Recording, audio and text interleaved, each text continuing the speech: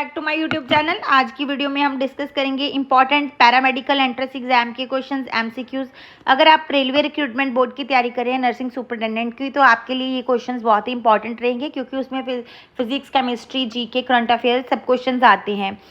तो चलिए आज का वीडियो शुरू करते हैं बिना किसी डिले की। वीडियो को एंड तक जरूर देखो, बिकॉज हर क्वेश्चन के साथ ट्रिक और कॉन्सेप्ट भी एक्सप्लेन किया जाएगा। So without wasting any time, let's get start the video.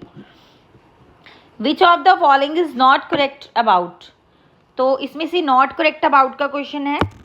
Not correct about, तो नॉट करेक्ट अबाउट उन्होंने पूछा है। तो इसमें देखो, the order of a reaction can be fractional number, order of a reaction is experimentally determined quantity, the order of a reaction is always equal to the sum of the stoichiometric coefficients of reactants in the balanced chemical equation for a reaction, the order of reaction is the sum of the powers of molar concentration of the reactants in the rate law express.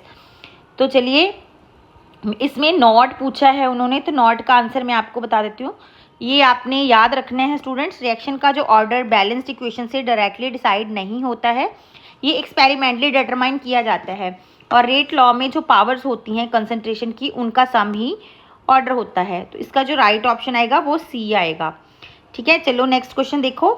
Which of the following pair will not form an ideal solution. तो फिर will not वाला question है, कौन सा ideal solution नहीं है। तो इसमें जो ऑप्शंस देखो, benzene and toluene, n hexane and n heptane, then ethanol and acetone, bromo ethane and chloro ethane. तो मैं आपको बताती हूँ, जो इथेनॉल और एसीटोन है वो आइडियल सोल्यूशन नहीं बनाते, बिकॉज उनके इंटरमॉलिक्यूलर जो फोर्सेस डिफरेंट होते हैं। ठीक है, इसलिए डेविएशन होता है। सो करेक्ट आंसर आएगा ऑप्शन सी। तो चलिए नेक्स्ट क्वेश्चन देखो। Monochlorination of toluene in sunlight follow by hydrolysis with aqueous NaOH yields. तो इसका जो इसमें से बताना है, o cresol, m cresol, 4 di hydroxy toluene and benzyl alcohol. तो सनलाइट में जो टॉलिन की साइड चेन क्लोरिनेट होती हैं, तो इसमें क्या है, बेंजाइल प्लस NaOH। तो ये क्या है, benzyl alcohol. So correct answer आएगा ये benzyl alcohol is the correct option. ठीक है, नेक्स्ट क्वेश्चन देखो। In which of the following solvents. तो हमने इनमें से फॉलोइंग बताना है सॉल्वेंट्स। ठीक है, जो आयोनिक कंपाउंड्स वाटर में डिजॉल्व होते हैं, बिकॉज वाटर है जो पोलर सॉल्वेंट है। तो इसका जो राइट आंसर का आएगा, बहुत ही सिंपल है, वाटर इसका राइट आंसर आएगा। चलिए नेक्स्ट क्वेश्चन देखते हैं।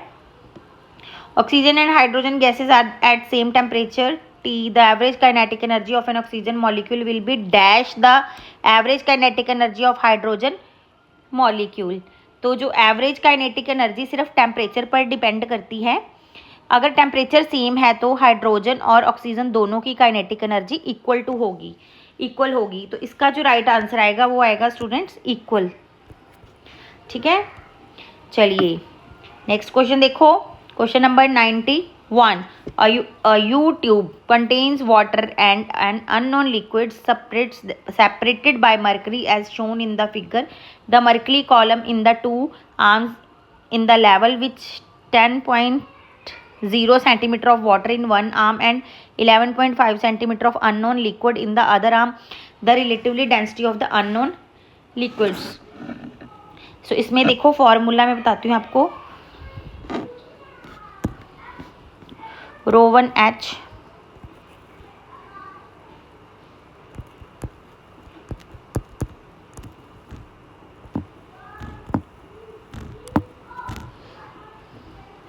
ठीक है, ρ1H1 equal to ρ2H2।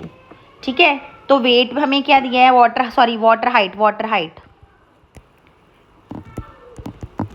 Height क्या है, 10 सेंटीमीटर है।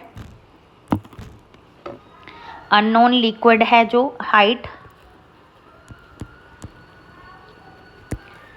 अननोन लिक्विड हाइट है जो 11.5 है।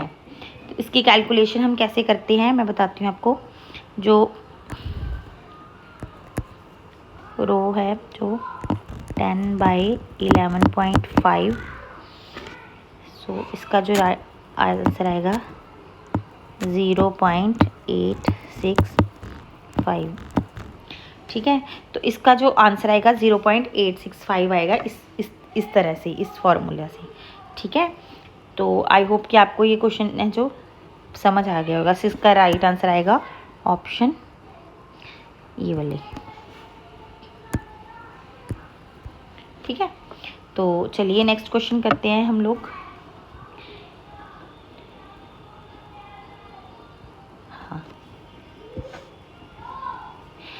An infinite line of charges has a linear charge density of इतनी है। What will be the magnitude of force acting on an alpha particle placed at a distance of 4 cm from line of charge? तो इसमें क्या है, जो infinite line charge electric field create करती है, उस इलेक्ट्रिक फील्ड की जो वजह से अल्फा पार्टिकल है पर फोर्स लगता है। फॉर्मूला यूज़ करने के बाद इसमें हम देखें, जो फॉर्मूला यूज़ करेंगे उसके बाद जो आंसर आएगा वो आएगा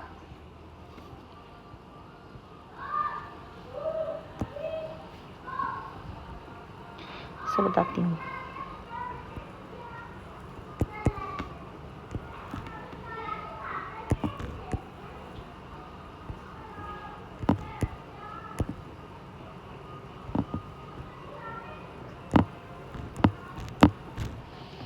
ठीक है, तो फोर्स F इक्वल टू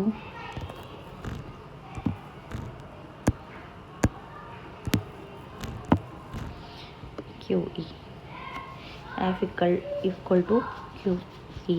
तो जो इसका जो राइट आंसर आएगा वो आएगा ये वाला 9 × 10⁻⁴। ये इसका राइट आंसर आएगा। सो आई होप कि आप सबको ये क्वेश्चंस क्लियर हो गए होंगे। सो स्टूडेंट, अगर आपको ये डिटेल्ड एक्सप्लेनेशन हेल्पफुल लगी हो तो जो वीडियो है उसको लाइक करो, शेयर करो और सब्सक्राइब ज़रूर करना।